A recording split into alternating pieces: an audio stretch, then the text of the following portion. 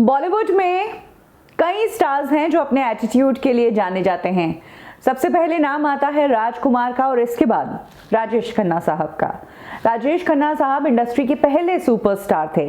जो सक्सेस उन्होंने देखी और जिस तरह की फैन फॉलोइंग उनकी थी वैसी आज तक किसी की नहीं है। सलीम खान साहब ने तो ऑन रिकॉर्ड जाकर कहा है कि सलमान खान की फैन फॉलोइंग तो कुछ नहीं है, राजेश खन्ना की फैन फॉलोइंग जैसी फैन फॉलोइंग मैंने आज तक किसी भी सितारे की नहीं देखी है।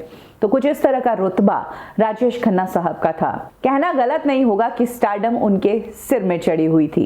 इनफैक्ट अपने बुरे वक्त में भी राजेश खन्ना का जो लहजा था या जो एटीट्यूड था वो कभी बदला नहीं। वो अपने लोएस्ट फेज में भी हाईएस्ट स्टार मानते थे अपने आप को और यही उनकी सबसे बड़ी खूबी है।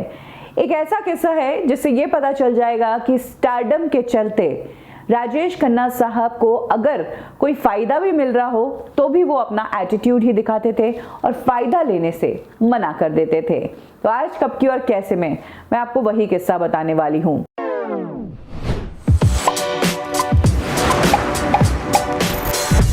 जनरली हमने देखा है कि स्टार्स जो है अपना बड़ा स्टारडम अपने बड़े बंगले और अपनी लंबी चौड़ी गाड़ियों से दिखाते हैं।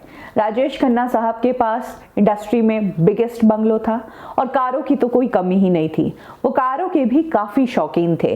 ऐसे में एक बार राजेश खन्ना साहब ने मार्केट में एक नई कार आई थी तो उसे अपने घर पर मंगवाई थी देखने के लिए। उस कार शोरूम का जो मालिक था वो खुद राजेश खन्ना साहब को कार दिखाने आया था। क्योंकि वीआईपी क्लाइंट है तो जाहिर सी बात है उन्हें प्रायोरिटी और अच्छे से कार का डेमो देना होता है। राजेश खन्ना साहब ने आशीर्वाद बंगले पर उस कार को देखा और उन्हें वो कार बहुत पसंद आई। राजेश खन्ना साहब ने कार लेने के लिए हामी भर दी। इसी दौरान बीच में राजेश खन्ना के साथ काम करने वाला एक उनका साथी प्रशांत कुमार राय, उसने जाकर उस कार दिखाने वाले को पूछ लिया कि कार तो बहुत अच्छी है लेकिन डिस्काउंट मिलेगा क्या। जो कि आम बात है, जनरली लोग कुछ भी चीज खरीदने जाते हैं तो वो डिस्काउंट मानते हैं और थोड़ा सा भी डिस्काउंट मिल जाए ना तो उसको बहुत बड़ा अचीवमेंट मानते हैं। लेकिन ये जो आदतें हैं ये जनरली मिडिल क्लास लोगों की होती है। राजेश खन्ना साहब तो सुपरस्टार थे।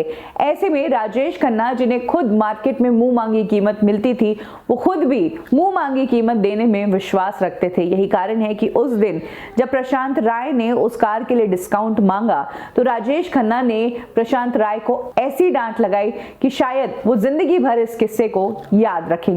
राजेश खन्ना की इस डांट का कारण प्रशांत को भी समझ नहीं आया, लेकिन बाद में राजेश खन्ना साहब ने जो बात बोली उससे प्रशांत को समझ आ गया कि राजेश खन्ना साहब जिस पोस्ट पर है वहां पर इसी तरह की बातें शोभा देती है और कुछ इसी तरह का कल्चर होता है। राजेश खन्ना साहब ने डांट लगाते हुए प्रशांत को बोला कि अगर कार खरीदनी है तो पूरी कीमत देकर खरीदो वरना मत खरीदो। राजेश खन्ना डिस्काउंट नहीं मांगता। तो कुछ इस तरह की इमेज राजेश खन्ना साहब ने अपनी मेंटेन की हुई थी इंडस्ट्री में भी, इंडस्ट्री के बाहर भी।